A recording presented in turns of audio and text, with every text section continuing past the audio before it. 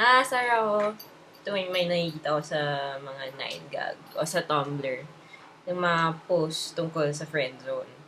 Okay. Ganito kasi. Majority kasi ng mga gumagawa nun, mga lalaki. So, yung pinapalabas ay masama yung buong female population. Dahil heartless ang peg namin at lagi naming piniprefer yung mga douchebag kesa sa mga maganda at mabait na mga lalaki sa paligid namin.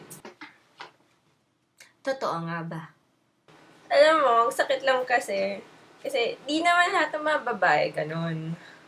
Ano ba akala nyo? Kayong mga lalaki lang pine-friendzone?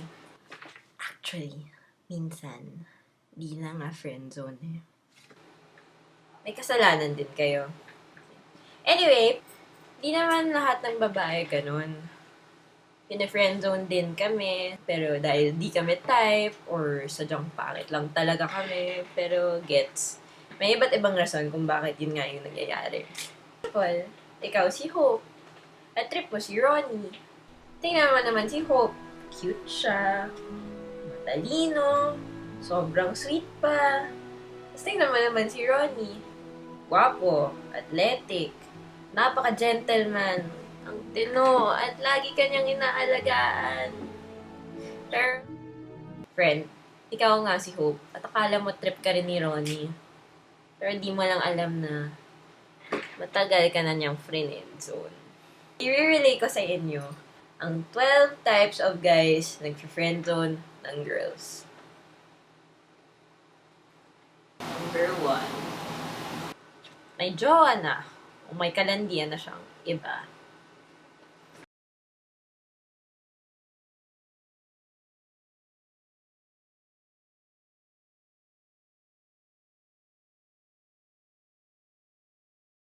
Ronnie, hi.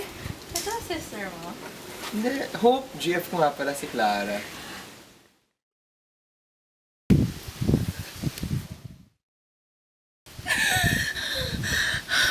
Oh my God. Oh my... Inunahan ka na, te. Number 2. Yung malandi lang talaga, pero di ka naman trip maging girlfriend. Hi, Hope. Hi. Blooming ka ngayon ah. Thank you. I love your hair. Ronnie, I really like you. Oh, I really like you, Hope. As a friend. Okay, sige. Thank you. At tulog na tayo. Sige. 3. Hindi ikaw yung focus niya. Mas focus pa niya yung career niya. Ouch, te. 4. Yung matanda na.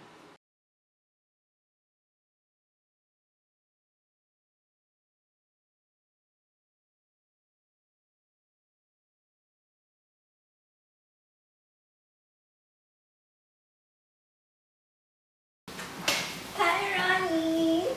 Hi, kiddo. Baka makasuhan pa siya ng child abuse, okay?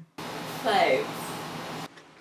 Yung bitter pa sa ex. Ngayon, wag mo na i-push kasi ayaw mo naman na kayo nga, pero ikukwento pa niya yung ex niya, ang ginagawa nila dati. 6. You never had me at hello.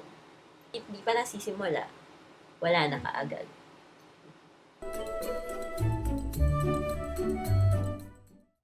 Uy! Friend ko!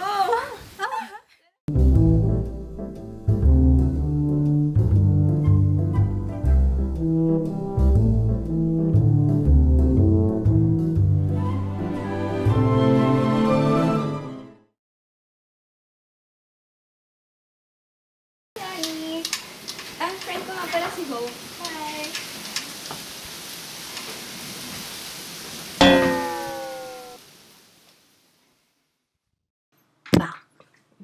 Uy, gising ka na. 7. Ang tingin lang sa'yo, kapatid. Hope, Yeah? why can't girls be like you? You're smart. You're cute. You're talented. You know what, Hope? Yeah?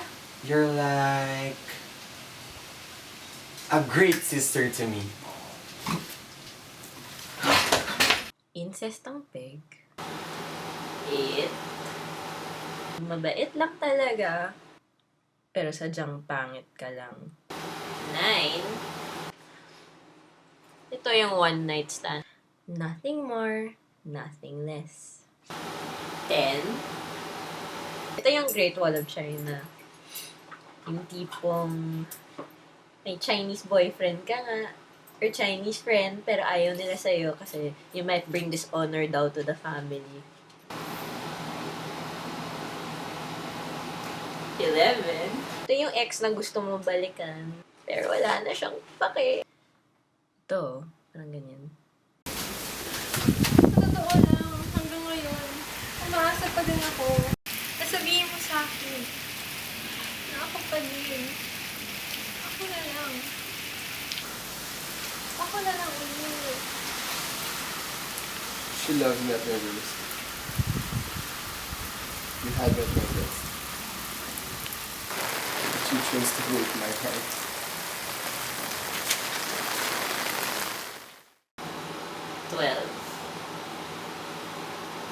Ang the best. Gwapo nga.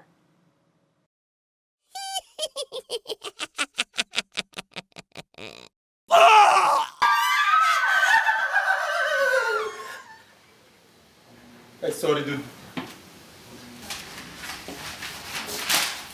Uy, Hope! What's that? Oh. I'm gay. Tek, bakla pala.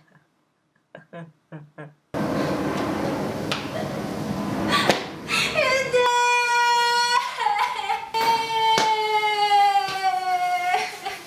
Hindi! Alam nyo, word of advice nga lang. Lahat naman tayo ay dumadaan sa friend zone. Kung di ka pa dumadaan sa friend zone, edi sige te, ikaw na. Okay. Ang sabi naman ng kaibigan ko, just because you're the option now, doesn't mean you'll be the option forever. Nakanaks. In short, temporary lang yan. Balang araw, makakalis ka pa sa friend zone, at magiging happy ka naman sa magiging jowa mo. Kasi gets, worth it ang paghihintay mo sa kanya. Nakanaks. Oh, diba? In short, temporary lang yan. Para sa mga kaibigan ko, nag-wall slide lang kahit saan-saan. I guess that includes me. Para sa inyo to. Ang sabi nga ni Elsie Learns, mag-move on ka na, te. Sige. Okay. Bye. End the rant.